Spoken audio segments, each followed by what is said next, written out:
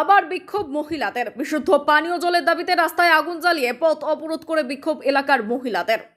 বসিরহাট পৌর এলাকার ঘড়িবাড়ি এলাকার টাকি রোডের ঘটনা। বিক্ষোভকারীদের অভিযোগ, বসিরহাট পৌর এলাকার বিভিন্ন ওয়ার্ডে পৌরসভার যে জলের লাইন দেওয়া রয়েছে বাড়িতে বাড়িতে, সেই জল দিয়ে নোংরা আসছে এবং পচা গন্ধ বেরোচ্ছে। সেই জল কেউ ব্যবহার করতে পারছে না। জল ব্যবহার করলে হাতে পায়ে ইনফেকশন হয়ে যাচ্ছে। এলাকার কাউন্সিলর থেকে শুরু করে পৌরসভায় বহুবার জানিয়েছে মানুষ, কিন্তু কোনো কাজ হয়নি। অবশেষে আজ রাস্তা অবরোধ করে বিক্ষোভ দেখাতে বাধ্য হন তারা। বিক্ষোভকারীদের আরো অভিযোগ, যত সময় এই সমস্যার সমাধান না হবে ততক্ষণ তারা আন্দোলন চালিয়ে যাবে। কি বলছেন বিক্ষোভকারীরা, শুনুন। এই যে আমাদের পচা জলের জন্য স্নান করে গায়ে র্যাশ বেরোচ্ছে, বাচ্চারা অসুস্থ হয়ে পড়ছে, এই জল কোনো কাজে ব্যবহার করা যাচ্ছে না, যার জন্য আমরা রাস্তা অবরোধ করেছি।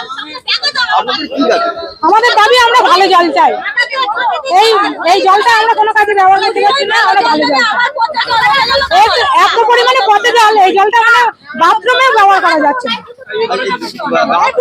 হ্যাঁ, র্যাশ বেরোচ্ছে, চুলকানো বেরোচ্ছে, বাচ্চারা বেশি অসুস্থ হয়ে পড়ছে।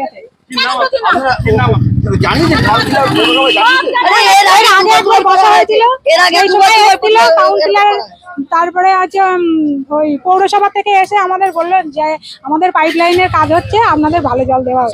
কিন্তু সেই সময় থেকে 2 মাস মতন ভালো জল পেয়েছি। ভোট হয়ে যাওয়ার পরের থেকে এখন আবার সেই হচ্ছে 15 দিন ধরে পচা জল, আস্তে জলের গন্ধ আবার শুরু হয়ে গেছে। তাহলে ভোটের আগে পর্যন্ত ভালো জল পেয়েছি, ভোট হয়ে যাওয়ার পরের থেকে আবার পচা জলটা কেন আসছে? আপনাদের এই অবরোধ কতক্ষণ চলবে? এই অবরোধ যতক্ষণ না কেউ এসে কিছু বলবে ততক্ষণ চলবে। এই জলের জন্য সব ঘরে ঘরে টাইম কল আছে। টাইম কলের জল এত পচা, চিংড়ি মাছের গন্ধ যে বাচ্চাদের পর্যন্ত চান করাতে পারছে না। তাহলে বাচ্চাগুলো কোথায় যাবে? তারপরে কি আপনি হাত দেবেন কলের জলে, হাত দেবেন, হাতটাই গন্ধ, আপনার হাতটাই গন্ধ। তাহলে এবারে এরা কি করে বাচ্চা নিয়ে কি করে করবে না?